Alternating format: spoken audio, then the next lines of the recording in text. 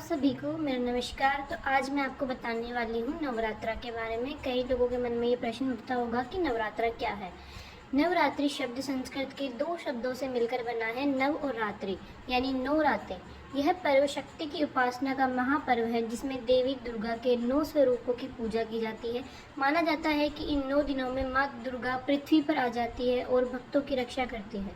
नवरात्रा क्यों मनाई जाती है? क्योंकि पौराणिक कथाओं के अनुसार महिषासुर नामक राक्षस ने देवताओं को पराजित कर दिया था। तब सभी देवताओं की शक्तियों से माँ दुर्गा का अवतार हुआ और उन्होंने महिषासुर का वध किया। उसी विजय की स्मृति में नवरात्रि मनाई जाती है। यह समय साधना, उपवास और आत्मशुद्धि का होता है। शरीर को शुद्ध करने और मन को एकाग्र करने के लिए लोग फलाहार और व्रत रखते हैं।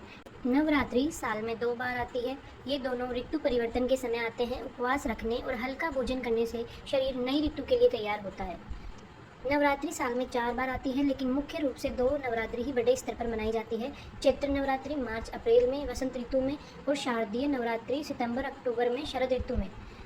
नवरात्रि के 9 दिनों और देवी के रूप: प्रथम दिन शैलपुत्री, द्वितीय दिन ब्रह्मचारिणी, तृतीय दिन चंद्रघंटा, चतुर्दिन कुष्मांडा, पंचम दिन संकंद माता, षष्ठम दिन कात्यायनी, सप्तम दिन कालरात्रि, अष्टम दिन महागौरी, नवदम दिन सिद्धिदात्री।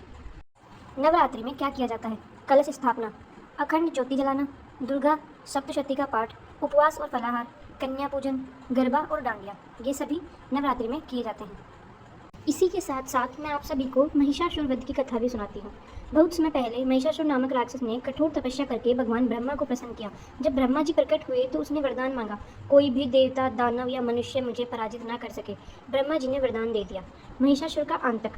वरदान मिलते ही महिषासुर घमंडी हो गया। उसने स्वर्ग पर आक्रमण कर दिया। इंद्र सहित सभी देवताओं को हराकर स्वर्ग से बाहर निकाल दिया। पूरे तीनों लोकों स्वर्ग, धरती और पाताल पर राज करने लगा। देवता बहुत परेशान हो गए और भगवान विष्णु, शिव और ब्रह्मा के पास मदद के लिए पहुंचे।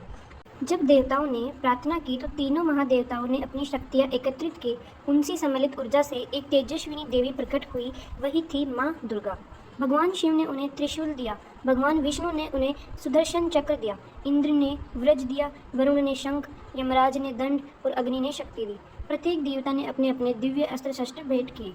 इसी प्रकार देवी दुर्गा को असीम शक्ति प्राप्त हुई। माँ दुर्गा सिंह पर सवार होकर युद्ध भूमि में पहुंची।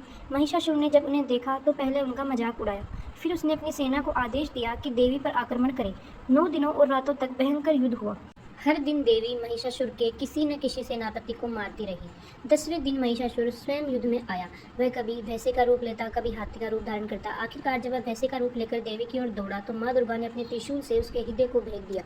इसी प्रकार महिषासुर का अंत हुआ और देवताओं को उनका स्वर्ग वापस मिला। इस विजय की स्मृति में नवरात्रि और दशहरा मनाया जाता है। यह प्रतीक है कि सत्य और धर्म की हमेशा विजय होती है और अहंकार तथा अन्याय का नाश निश्चित है।